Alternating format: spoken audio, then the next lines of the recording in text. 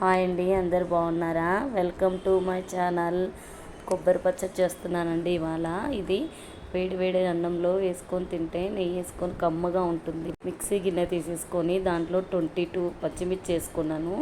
Half spoon salt వేసేసుకొని ఇట్లా మెత్తగా కొట్టుకోవాలి మిక్సీ. ఇప్పుడు 1 కప్పు కొబ్బరి వేసేసుకొని ఇది కూడా మెత్తగా గ్రైండర్ చేసేసుకోవాలి. ఇదిగోండి, నేను చూపించే విధంగా మెత్తగా కొట్టేసుకోండి.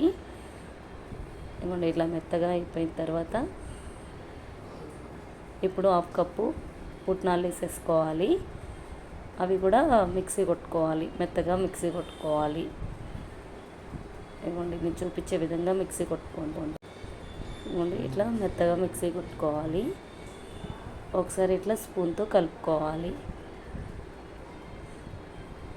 ఇప్పుడు రెండు గడ్డలు ఉల్లిపాయలు తీసేసుకొని అవి ఇట్లా ముక్కలుగా కోసేసుకొని మిక్సీ కొట్టుకోవాలి. కచ్చా పచ్చిగా మిక్సీ కొట్టుకోవాలి. చింతపండు కూడా వేసుకోవాలండి. వేసేసుకొని ఇట్లా కచ్చా పచ్చిగా మిక్సీ కొట్టుకోవాలి. మరి మెత్తగా కొట్టుకోకూడదు, కచ్చా పచ్చిగా కొట్టుకోవాలి.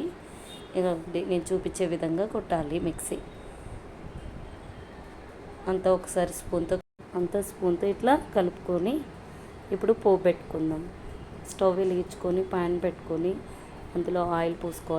3 స్పూన్స్ ఆయిల్ వేసేసుకొని పోపు గింజలు వేసుకోవాలండి. ఆవాలు, 2-3 మెంతులు, జీలకర్ర, మినప్పప్పు, శనగపప్పు వేసేసుకోవాలి.